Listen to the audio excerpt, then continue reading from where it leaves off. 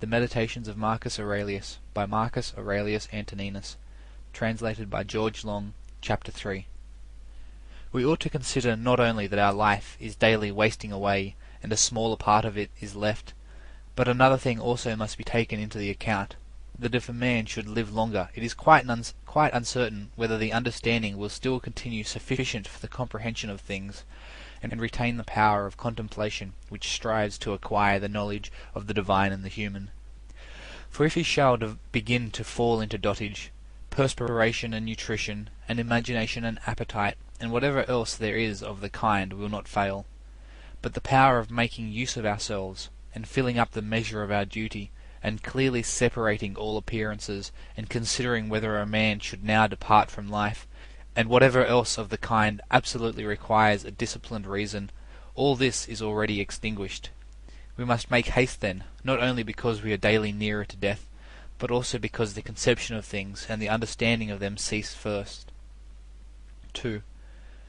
We ought to observe also that even the things which follow after the things which are produced according to nature contain something pleasing and attractive.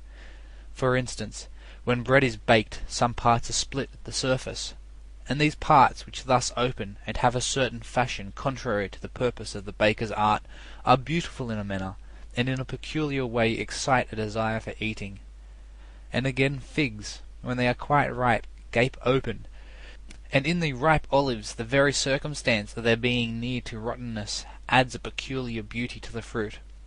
And the ears of corn bending down, and the lion's eyebrows, and the foam which flows from the mouth of wild boars, and many other things, though they are far from being beautiful, if a man should examine them severally, still, because they are consequent upon the things which are formed by nature, help to adorn them, and they please the mind, so that if a man should have a feeling and a deeper insight with respect to the things which are produced in the universe, there is hardly one of those which follow by way of consequence which will not seem to him to be in a manner disposed so as to give pleasure. And so he will see even the real gaping jaws of wild beasts with no less pleasure than those which painters and sculptors show by imitation, and in an old woman and an old man he will be able to see a certain maturity and comeliness, and the attractive loveliness of young persons he will be able to look on with chaste eyes, and many such things will present themselves, not pleasing to every man, but to him only who has become truly familiar with nature and her works. 3. Hippocrates, after curing many diseases, himself fell sick and died. The Chaldai foretold the deaths of many, and then fate caught them too. Alexander and Pompeius and Caius Caesar, after so often completely destroying whole cities, and in battle cutting to pieces many tens of thousands of cavalry and infantry, themselves too at last departed from life. Heraclitus, after so many speculations on the conflagration of the universe, was filled with water internally, and died smeared all over with mud. And lice destroyed Democritus, and other lice killed Socrates. What means all this? Thou hast embarked, thou hast made the voyage, thou art come to shore, get out. If indeed to another life there is no want of gods, not even there, but it to state without sensation, thou wilt cease to be held by pains and pleasures, and to be a slave to the vessel which is as much inferior as that which serves it is superior. For the one is intelligence and deity, the other is earth and corruption. 4. Do not waste the remainder of thy life in thoughts about others, when thou dost not refer thy thoughts to some object of common utility, for thou losest the opportunity of doing something else when thou hast such thoughts as these. What is such a person doing, and why, and what is he saying, and what is he thinking of, and what is he contriving, and whatever else of the kind makes us wander away from the observation of our own ruling power.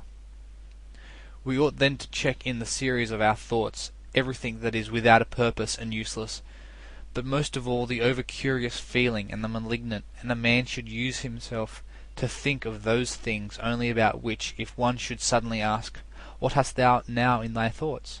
with perfect openness thou mightest immediately answer, "This or that," so that from thy words it should be plain that everything in thee is simple and benevolent, and such as befits a social animal, one that cares not for thoughts about pleasure or sensual enjoyments at all, nor has any rivalry or envy and suspicion, or anything else for which thou wouldst blush if thou shouldst say that thou hadst it in thy mind.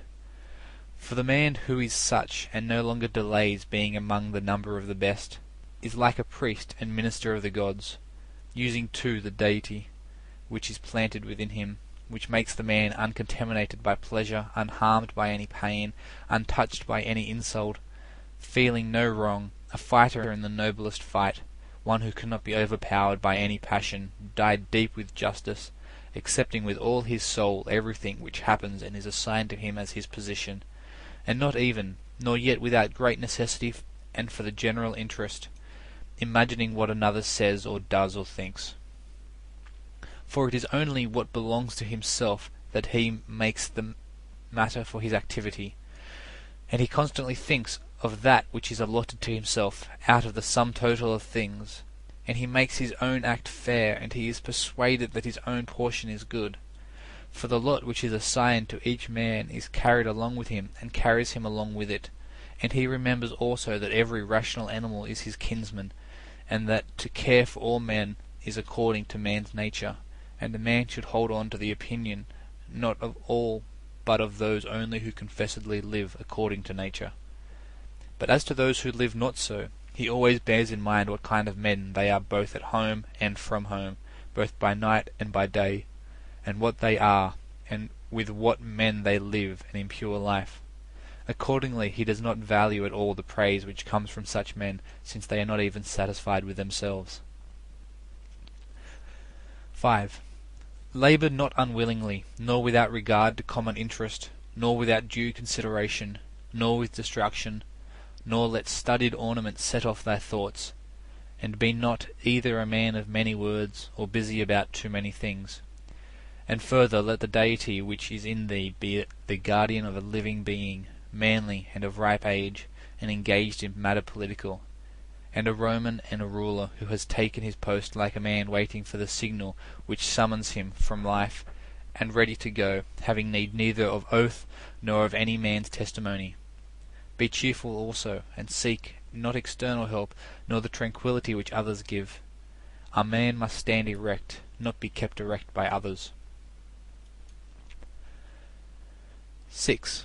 If thou findest in human life anything better than justice, truth, temperance, fortitude, and in a word, anything better than thy own mind's self-satisfaction in the things which it enables thee to do according to right reason, and in the condition that is assigned to thee without thy own choice. If, I say, thou seest anything better than this, turn to it with all thy soul, and enjoy that which thou hast found to be the best. But if nothing appears to be better than the deity which is planted in thee, which has subjected to itself all thy appetites, and carefully examines all the impressions, and, as Socrates said, has detached itself from the persuasions of sense, and has submitted itself to the gods, and cares for mankind, if thou findest everything else smaller and of less value than this, give place to nothing else. For if thou dost once diverge and incline to it, thou wilt no longer without distraction be able to give the preference to that good thing which is thy proper possession and thy own. For it is not right that anything of any other kind, such as praise from the many, or power, or enjoyment of pleasure, should come into competition with that which is rationally and politically or practically good. All these things, even though they may seem to adapt themselves to the better things, in a small degree, obtain the superiority all at once and carry us away. But do thou, I say, simply and freely choose the better and hold to it. But that which is useful is better. Well then, if it is only useful to thee as a rational being, keep to it. But if it is only useful to thee as an animal, say so, and maintain thy judgment without arrogance.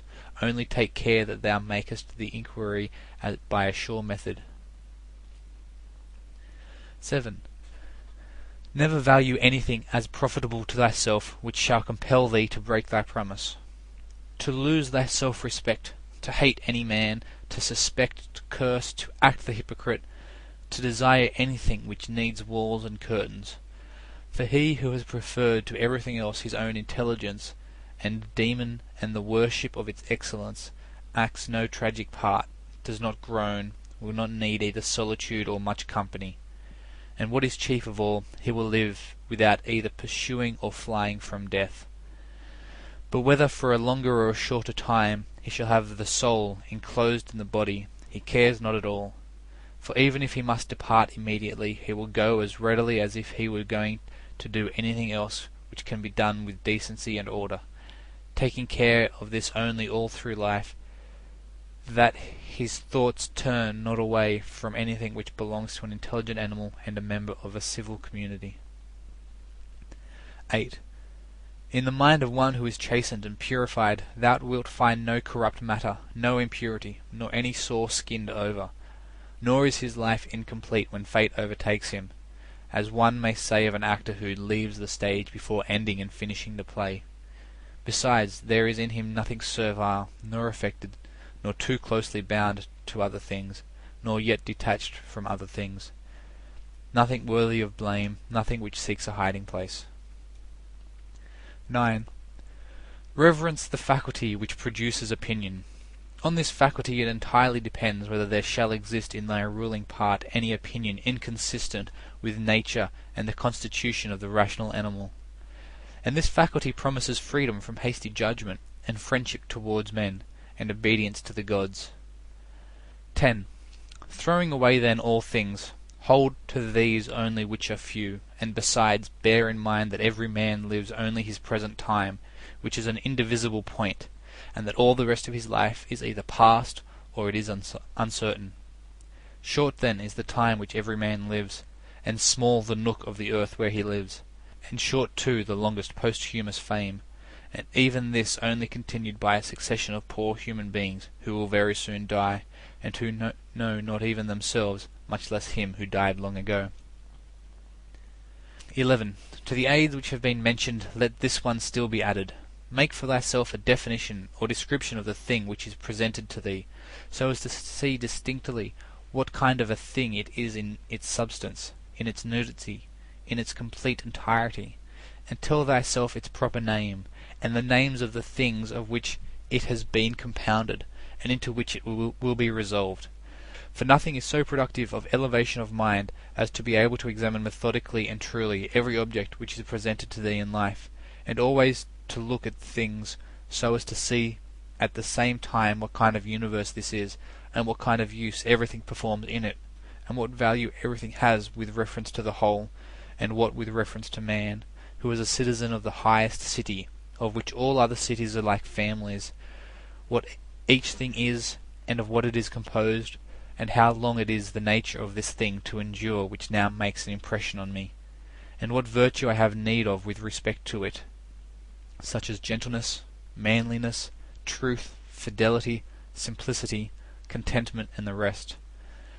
Wherefore on every occasion a man should say, This comes from God, and this is according to the appointment and spinning of the thread of destiny, and such like coincidence and chance, and this is from one of the same stock, and a kinsman and partner, one who knows not, however, what is according to his nature.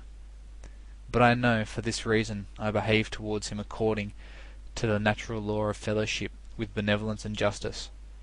At the same time, however, in things indifferent, I attempt to ascertain the value of each. 12.